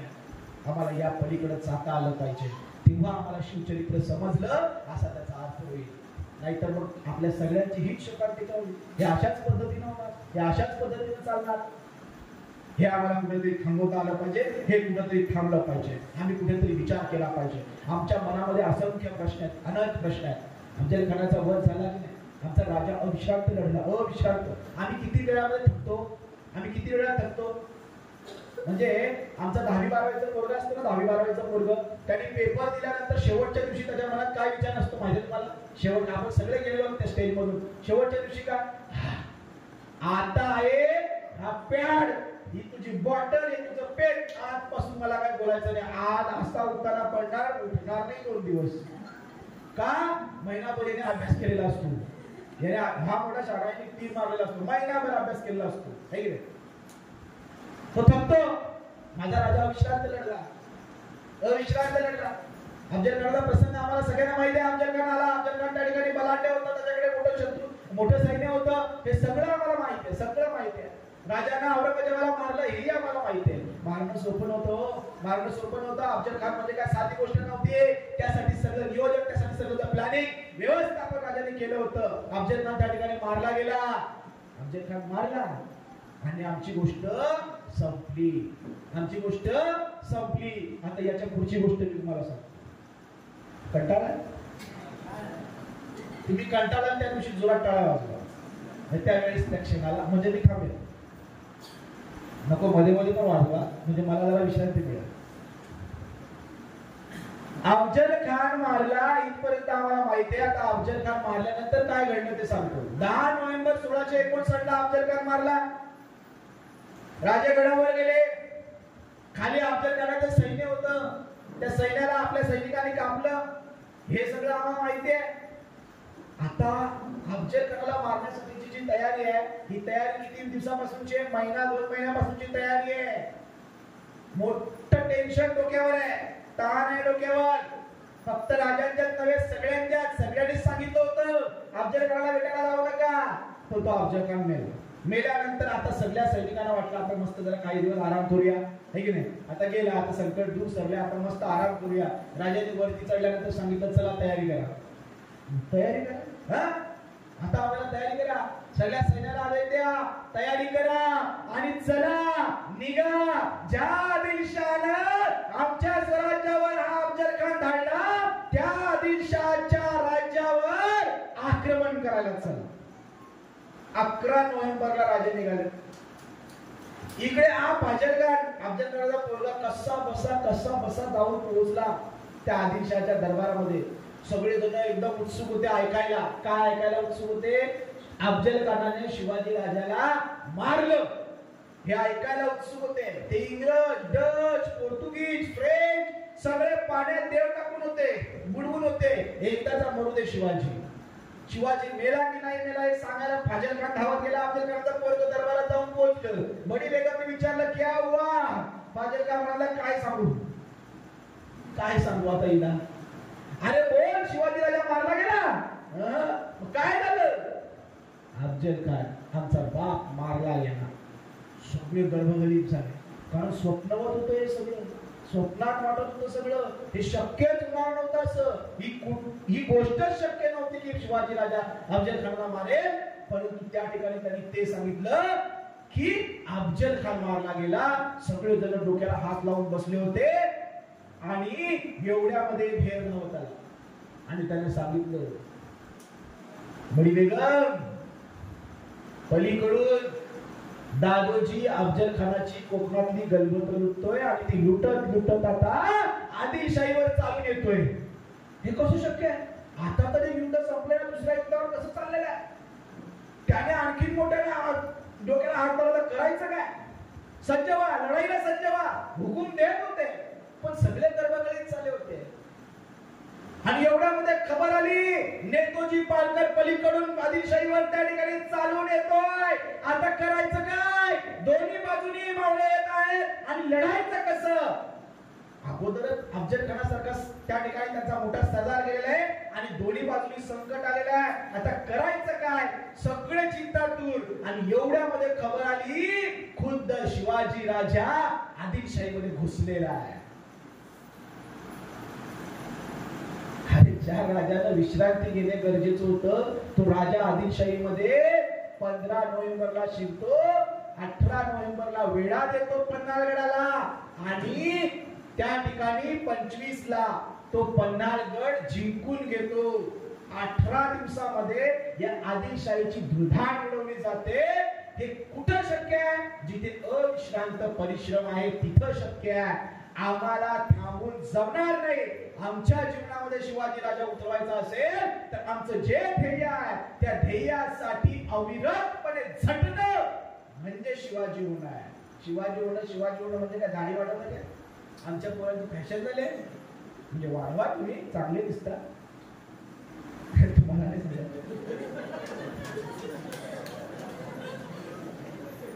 पण तसा नको. आम्हाला जो आम्ही मानतोय तो राजा हवाय, तो शिवाजी हवाय, ते गुण हवे आहेत आणि तशा पद्धतीचा शिवाजी मिळणं गरजेचं आहे. अविश्रांत झटलाय शांती हे घेतलेलं नाही आणि म्हणून ते सगळे मावळे त्या ठिकाणी. नाही तर कोणी कोणासाठी मरायला तयार होईल का? कोणी कोणासाठी मरेल? आजच्या काळामध्ये असं होईल का कोणी कोणासाठी मरेल? भाऊ भावासाठी काय करत नाहीये ना. दुसरी गोष्ट आमची जी आहे, शिवाजी महाराजांसाठी सगळी माणसं मरायला तयार झाली. सोपी गोष्ट नाहीये, सोपी गोष्ट नाही. आपण सहज टिकलो जातो. आणि त्या ठिकाणी त्या मुघल बादशहाने जेव्हा दिलेर खानाला या स्वराज्यावर पाठवलं, त्याच्यासोबत त्या ठिकाणी मिर्झाराजांना पाठवलं. दिलेर खानाने पुरंदरला वेढा दिला. त्या पुरंदरचा किल्लेदार होता मुरारबाजी. त्या मुरारबाजीशी युद्ध झालं. ते युद्ध होत असताना त्या ठिकाणी त्या मुरारबाजीचं शौर्य पाहून दिलेर खान म्हणतोय, तुझ्यासारखा शूर योद्धा आमच्याकडे असायला हवा. तू आमचा कौल घे, मुघलशाहीमध्ये ये, तुला आम्ही सरदारकी देतो, वतनदारी देतो, काही देतो, तुला जे हवंय ते देतो. पण ते शिवाजी राजाकडे थांबू नको. त्या क्षणाला मुरारबाजी कराडतोय, अरे तुझ्या त्या मुघलशाहीला, तुझ्या त्या वतनदारीला पुसतो कोण? आम्ही शिवाजी महाराजांची माणसं मेहनत तरी 72, पण शिवाजी राजाला सोडणार नाही. ही बोलण्याची धमक राजाने निर्माण केली होती या सगळ्यांमध्ये. आमचं असं होतं का? आमचं असं होत नाही. आम्ही निवडणुकीच्या दिवशी मटणाचे 2 खडे आणि 100च्या 1 नोटेला विकला जातो. शिये असे कधी खातच नाही. काय शिकतो बघा, काय शिकतो आम्ही? आमचा एक मुलगा होतं, त्याला म्हटलं निवडणूक म्हणजे काय माहिती का? मतदान म्हणजे माहिती काय? हा म्हटलं मला माहिती आहे म्हणे. काय मतदान म्हणजे सोपं असतं, ते इलेक्शन मला सगळं माहिती आहे. काय माहिती तुला? ज्या दिवशी इलेक्शन असतं त्या दिवशी 4:50 आमचा बाप शेजारच्या मतदान केंद्रावर जातो आणि काहीतरी करून येतो आणि मग आम्हाला येऊन सांगतो ही बघ शाही, त्याला इलेक्शन म्हणतात. मी म्हटलं मग तू 4:50 मिनिटापर्यंत का थांबतो? हा म्हणे त्या दिवशी जादू घडते. काय घडतं? अख्खा दिवस माझा बाप घरामध्ये बसलेला असतो, झाल्या घालत असतो, इकडून तिकडे फिरत असतो आणि तो सारखा दरवाजाकडे पाहत असतो, सारखा दरवाजाकडे पाहत असतो. बरोबर 4:50 एक गाडी येते, आमच्या बापाच्या हातामध्ये काहीतरी पाकिट देते आणि ते पाकिट दिल्यानंतर आमचा बाप चार्जिंग होतो आणि झटक्याशी मम्मीला घेऊन मतदान केंद्रावर जातो, बटन दाबतो. त्या पाकिटामध्ये काहीतरी जादू असते आणि म्हणून मतदानाचा दिवस मला फार आवडतो. आमचा बाप 4:50 चार्जिंग होतो. म्हटलं कळलं मी 4:50 तुम्हाला कळलं? आम्ही सगळे विकले जातोय. जर त्या सगळ्यांनी विकलं जाण्याचं ठरवलं असतं, स्वराज्य स्थापन राहिलं असतं अध्यक्ष महोदय? स्वराज्य स्थापन झालं असतं? नाही झालं नसतं. ही सारी माणसं गेली. काय गरज होती शिवा काशीदला मरायची? त्याला माहित नव्हतं का माझं मरण आहे? पन्हाळ्याच्या वेढामध्ये अडकल्यानंतर तो स्वतः म्हणतोय, राजा तुम्ही निघा, मी तुमच्यासारखा दिसतोय ना, मी तुमच्यासारखा दिसतोय ना, मी जातोय एका पालखीनं, तुम्ही दुसऱ्या पालखीनं निघून जा. हे सांगण्याची हिंमत येते कुठून? आमच्याकडे असं होत नाही. मग आपल्याला काय करता गेलं? आपल्या भाषाही असल्या जाऊ ना, आपल्याला काय करता गेलं? तो म्हणतोय तर माहितीये का ही पालखी अडवली जाणार आहे, पन्हाळ्याच्या पायरीवर उतरते. आपल्याला सगळा इतिहास माहिती आहे, सगळ्याला माहिती आहे. त्याला विचारलं जात आहे, तू कोण? तो म्हणतो मी शिवाजी राजा. खरं बोल तू कोण? मी शिवाजी. खरं बोल तू कोण? मी शिवाजी. तो 17 वेळा ती एकच गोष्ट सांगतो. आणि जेव्हा त्याला विचारलं जातं तुझं खरं नाव काय, तो म्हणतो माझं खरं नाव शिवा काशीद. आणि मग शिवाजी राजा केव्हाचे पशात झाले, केव्हाचे पसार झाले. आणि तू मरशील ना, अरे मरू दे ना, मी मरण्यासाठी तरी आलोय. शिवा म्हणून जन्माला आलो आणि मरताना शिवाजी राजा म्हणून मरतोय. ही सगळ्यात महत्वाची गोष्ट. हे मरण कुठल्या तरी एका ध्येयासाठी आम्हाला मरता आलं पाहिजे. आमचा शेतकरी राजा शेतामध्ये मरतोय, तो सुद्धा शिवाजीच आहे. आम्ही ज्या ठिकाणी काम करतोय त्या ठिकाणी आमची श्रद्धा, विश्वास, मेहनतीनं काम करणं म्हणजे शिवाजी होणं आहे. आम्हाला तसं शिवाजी व्हायचं आहे, आम्हाला तसं व्हायचंय. झालंय काय? आमची शिक्षित पोरं तसं करायला बघत नाही. ते बसलेले एकदम मस्तपैकी, त्यांना असं वाटतं आपण घराबाहेर पडायचं नाही. आम्ही कालिका पाळी ओढून सांगतो, फिरा बाहेर, चला, निघा, एकमेकांना भेटा, बोला, सगळ्यांशी गुण्या गोविंद करा. पण ही पोरं निघत नाही. त्याला असं वाटतंय मी फार शिकलो, इंजिनियर झालो, डॉक्टर झालो, शिक्षक झालो, आणखी वकील झालो, प्रोफेसर झालो, आणखी ह्या झालो, त्या झालो. तो घरामध्ये बसलेला आहे, तो कोणाला ऐकत नाही. आणि दुसऱ्या कोणी सांगायला आला तर त्याला मनात काय असते? मोठा आला मला शिकवायला, मोठा आलाय मला शिकवायला. एक राजा असतो, राजा. त्या राजाला एक छंद होता, हिरे जमवण्याचा छंद होता. हिरे माहिती ना, हिरा. आणि हे हिरे म्हणजे प्रत्येकाला वेगवेगळे छंद असतात. कोणाला कसले छंद असतात, कोणाला कसले छंद असतात, कोणाला कसले छंद असतात, कोणाला कसले वेगवेगळे छंद असतात प्रत्येकाला. त्याला हिरा जमवण्याचा छंद होता आणि त्याच्याकडे हिरा आला, महागडा हिरा आला. कोणता हिरा आला? असं काय ते असं पकडूया, समजा कोहिनूर हिरा आला. मी पाहिला नाही, मी पण नाही पाहिलेला, म्हणजे ऐकलंय का असं काहीतरी महागडा हिरा आहे असं म्हणतात. बरं, कोहिनूर हिरा आला. आता तो दाखवला पण पाहिजे ना. आपल्याकडे एखादी मौल्यवान वस्तू असेल ती दाखवली पाहिजे, हे की नाही? मोठीच गंठन केली तर ती घरात ठेवून फायदा आहे का तिचा? काय ती घातली पण पाहिजे. बरं, ती नुसती घालून पण फायदा नाही, नुसतं इकडून तिकडून मिरवलं पण पाहिजे, ती दिसली पण पाहिजे, शेजारच्या कमलीला समजलं पाहिजे, हे झालं पाहिजे. आता राजाला पण तसंच होतं. राजा म्हणला हे दिसलं पाहिजे, म्हणून त्यानं तो हिरा त्याचं जो सिंहासन होतं त्याच्या पुढे एक मोठा मंच ठेवला. त्या मंचावर त्याने तो टेबलवर ठेवला, म्हणजे येणारा जाणारा प्रत्येकाला दिसला पाहिजे का राजाकडे एवढा मौल्यवान हिरा आहे.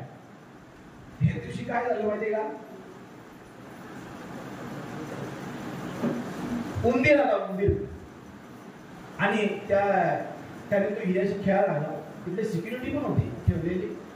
आणि त्या सिक्युरिटीने पाहिलं की तो उंदीर टेबलवर चढला आणि त्याला मारायला जाण्याच्या आत त्या उंदराने तो हिरा होता तो खाऊन खाल्ला, पोटात गेला. आता खातो का मला माहिती नाही हिरा, पण गोष्ट आहे म्हणून समजू आपण. त्याला खाल्ला, गेला.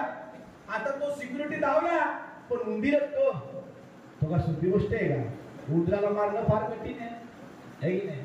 उंदराला मारणं फार कठीण आहे, उंदराला मारणं फार कठीण आहे. तो उंदीर पळाला आणि तो त्याच्या राजवाड्यात गेला. अशा असं त्याचा पण राजवाडा नाही का, जसा राजाचा होता तसा त्याचा पण राजवाडा होता.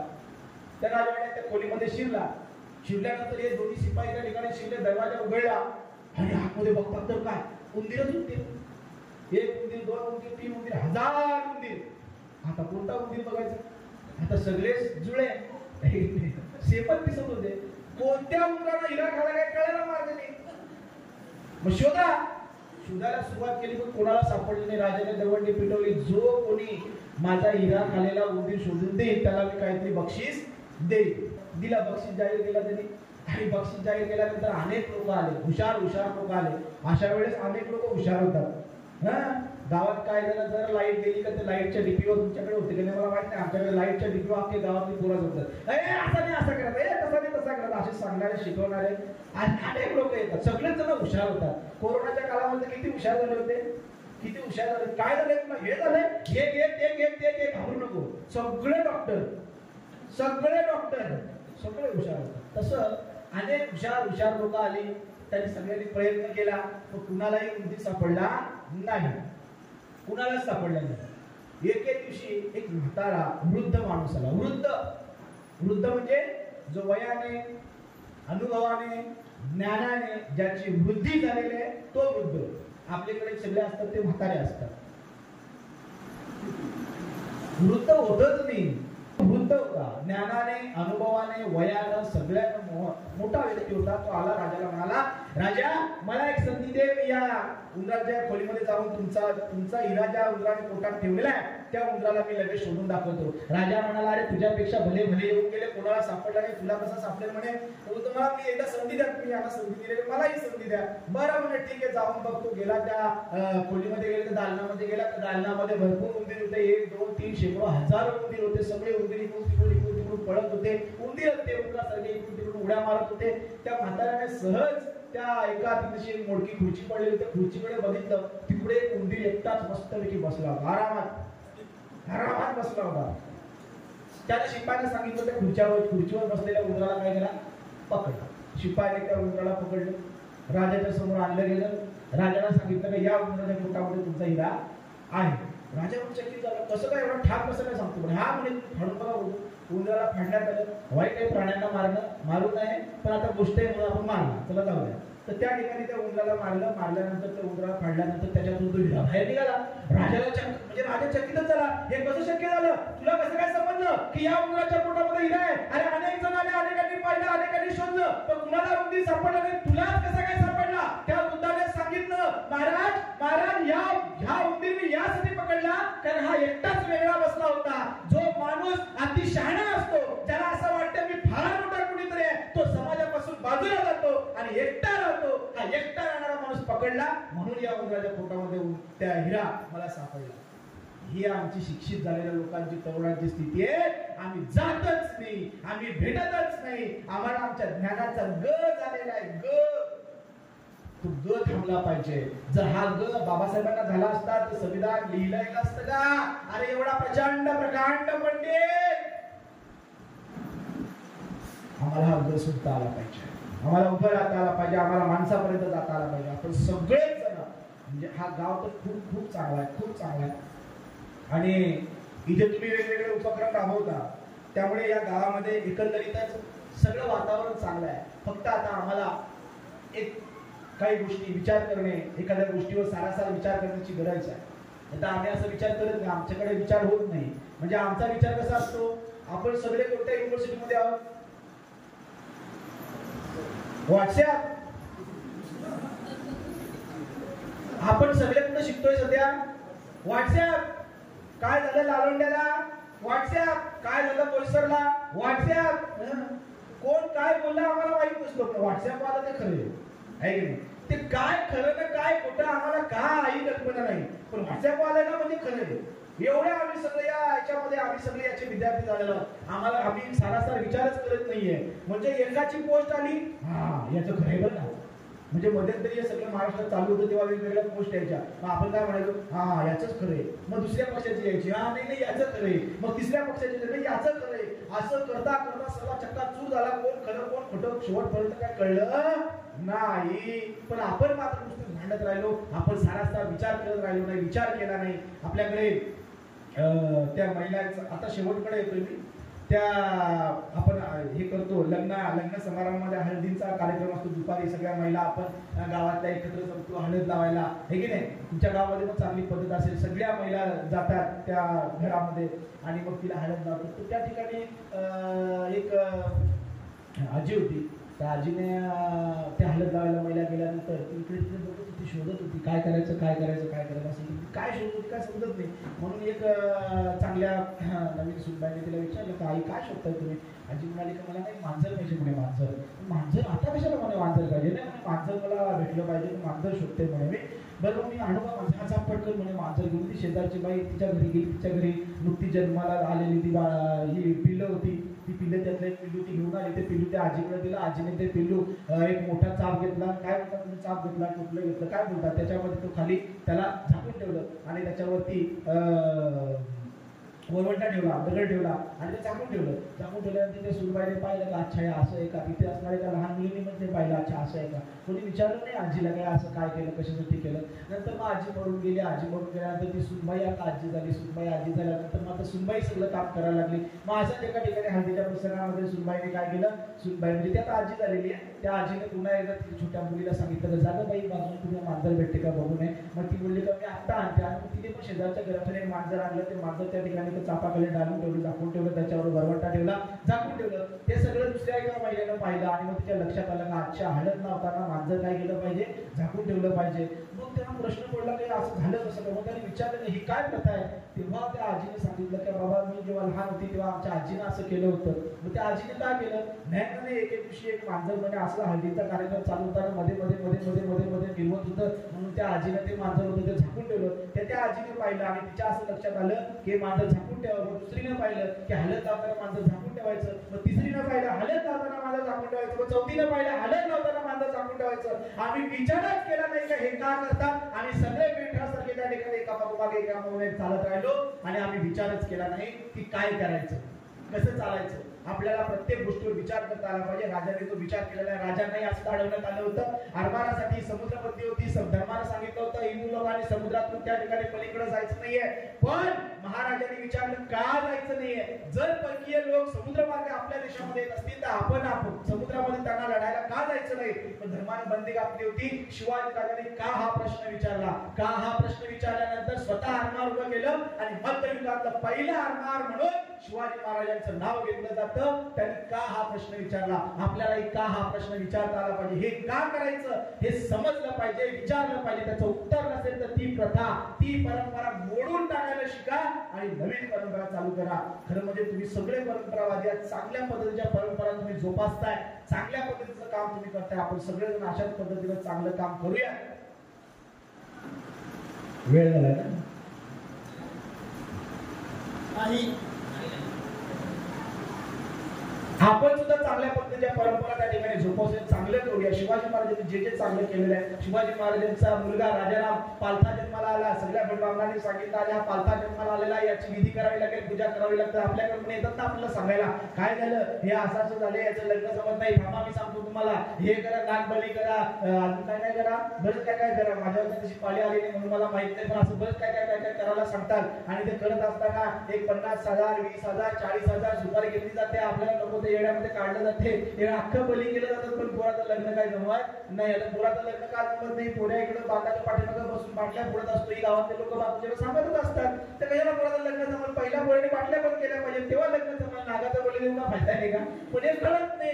आपण सगळेजण असं काय ना काय करत बसलेलो आहोत. तसं न करता चांगलं वर्तन केलं पाहिजे. एक असाच एक मुलगा आणि एक वडील असे रस्त्याने चालले होते. त्यांच्याकडे गाढव होतं. गाढव माहिती बाळा गाढव माहिती तुम्हाला. इकडे छोटी कंपनी गाढव माहिती का. बरं गाढव माहिती आहे. ते गाढव होतं. ते गाढव पूर्वीच्या काळची गोष्ट आहे, तेव्हा जायला यायला काय गाड्या नव्हत्या. आता सगळ्यांच्या घरी गाड्या आहेत, एक नाही दोन दोन तीन तीन गाड्या आहेत आणि आपण सहज इकडे तिकडे जाऊ शकतो. पूर्वीच्या काळी गाड्या नव्हत्या, गाडं होतं, गाडं घेऊन ते तिघं दोघे जण निघाले, वडील आणि मुलगा. निघाल्यानंतर ते पलीकडच्या गावाला जाणार असतात आणि जात असताना चालत चालत चालत चालत निघाला असतं. दुपारची वेळ असते, ऊन पडलेलं असतं, मध्यंतरी आपण सगळ्यांनी उष्णतेची लाट अनुभवली, किती थंड वाटत होतं की नाही. तेव्हा असं वाटत होतं आता झाडं लावली पाहिजे, पण आता पुढे थंडी पडली, आता पुढे मनात काय असा विचार येणार नाही आहे की नाही. आता पुढे काय वाटणार नाही का झाडं लावली पाहिजे. पण तेव्हा असं सगळे ते स्टेटसला वगैरे तुम्ही बघाल, बघा बघा एवढं तापमान वाढलंय, झाडं लावा झाडं जगवा, आहे की नाही. आपण सगळेजण ओरडत असतो झाडे लावा झाडे जगवा, झाडं तोडतोय पण सगळेजण बोलत असतो झाडे लावा. तर ती मुलं, तो मुलगा आणि वडील नसताना चाललेला असतात, ऊन पडलेला असतं, तिकडनं दोन माणसं आडवी होतात, आहे की नाही. आपण चांगल्या कामाला जात असताना पूर्वीच्या काळी कोण आडवी जायची, हा आता कोण आडवं जातं. मी नाही बोलला, तुम्हीच बोलला. माझ्यावर दोन माणसं आली आणि ती माणसं आल्यानंतर त्या माणसाने सांगितलं, अरे काय म्हणे मुलगा आहेत म्हणे तुम्ही, एवढं चांगलं गाढव आहे, उंड गाढव आहे, तरुण गाढव आहे, आणि गाढवाचं काम काय, ओझवानं. गाढवाचं काम काय, ओझवानं. म्हणजे सहजपणे तुमच्यातला एक कुणी बसून त्या गाढवावर सहजपणे म्हणे जाऊ शकतो, असं पद्धतीने त्याने सांगितलं. तेव्हा त्या दोघांना वाटलं का ही माणसं बोलतात ते खरं आहे, आपल्यापैकी एकदम सहज बसू शकतो. मुलाने सांगितलं बाबा तुम्ही बसा. बाबा म्हणाले नको तू लहान आहेस तू बस चल. मग मुलगा म्हणाला ठीक आहे. मग मुलगा त्या गाढवावर बसला. गाढवावर मुलगा आणि बाप चालत चालत चालत चालत पुढे पुढे गेले आणि आणखी पुढे गेल्यानंतर पुन्हा दोन चार माणसं आडवी आली. आडवी येणारी माणसं फार असतात. आपण विचार करायचं कोणाचं ऐकायचं कोणाचं नाही ऐकायचं, आहे की नाही. तर ते आडवे आले असता, आडवे येतात, आडवे आल्यानंतर त्या माणसाने त्याला सांगितलं काय म्हणजे मूर्ख माणसं आहेत तुम्ही, हा मुलगा आहे का कोण आहे. हा अरे एवढा तरुण मुलगा तू आणि म्हाताऱ्या बाबाला चालत चालत तू कोणाला बसवायला पाहिजे गाढवावर, बापाला बसवायला पाहिजे. मुलगा म्हणाला हा हे पण बरोबर आहे म्हणे, आपण बापाला बसवायला पाहिजे ना, आपण खुशाल बसवायला बापाला चालत चालवलेलं आहे. म्हणून तो उतरला आणि म्हणाला बाबा तुम्ही बसा, ते म्हणतात ते बरोबर आहे. मग बाप बसला. पुन्हा चालत चालत चालत चालत आणखी पुढे गेले. पुन्हा पुढे गेल्यानंतर आणखी दोन चार माणसं आले. हे येतच असतात, हे येतच असतात. ते आले आणि नंतर त्यांनी सांगितलं अरे काय म्हणे मूर्ख आहे तुम्ही, एवढं उंच गाढव आहे, एवढं तरुण गाढव आहे, एवढं ताकदवान गाढव आणि गाढवाचं काम काय ओझवानं. आणि या गाढव सहजपणे दोन माणसांचं ओझं उचलून घेऊ शकतो. आता त्या दोघांना त्यांचं खूप पटलं. आम्हाला सगळ्यांचं सगळंच पटत असतं, आम्ही कोणाला अपोज करत नाही, आम्हाला सगळ्यांच पटत असतं. हा बोलतोय ना ते बरोबर आहे, तो बोलतोय ना ते पण बरोबर आहे, हा सांगतोय ना ते पण बरोबर आहे, सगळ्यांचं सगळं बरोबर वाटत जातं. मग त्यांनी ठरवलं का चला बाबा म्हणे आपण असं करूया, आपण दोघे पण बसूया. मग दोघे पण बसले आणि दोघे पण बसल्यानंतर गाडव पुढं पुढं पुढं पुढं पुढं चालत गेलं आणि आणखी पुढे गेल्यानंतर पुन्हा एक चार पाच माणसं त्यांच्या आडवी आली. आता त्या आडवी आलेली माणसं भयंकर चिडली. ती म्हणाले काय म्हणे माणसं आहेत का जनावर आहेत तुम्ही, बिचार मुक गाढव, त्याला बिचाराला बोलता येत नाही म्हणून काय दोघांनी बसायचं. अरे तुम्हाला अक्कल असतं तुम्ही गाढवाला खांद्यावर घेऊन निघाले असतात.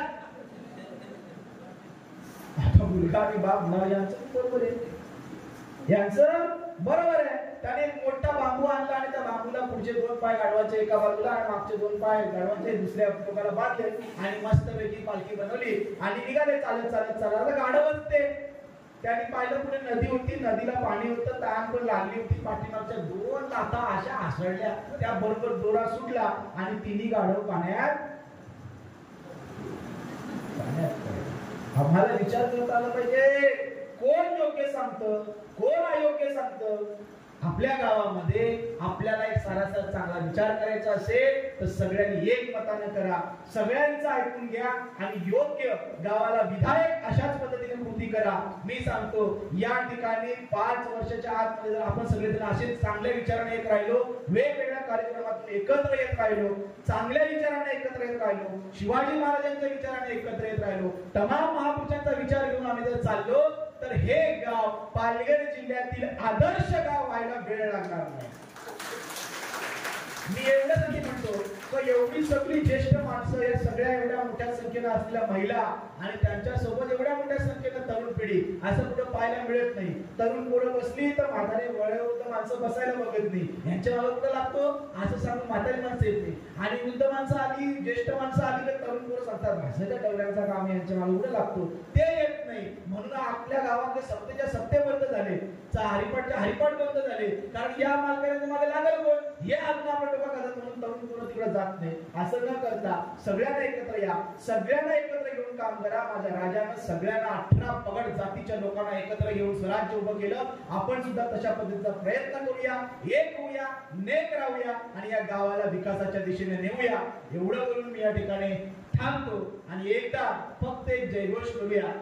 मी गेल्या 1.25 तासापासून मला वाटतं मी या ठिकाणी बोलतोय. माझा आवाज मोठा आहे का तुमचा आवाज मोठा आहे एवढंच फक्त मला पाहायचंय, बाकी काय पाहायचं नाहीये.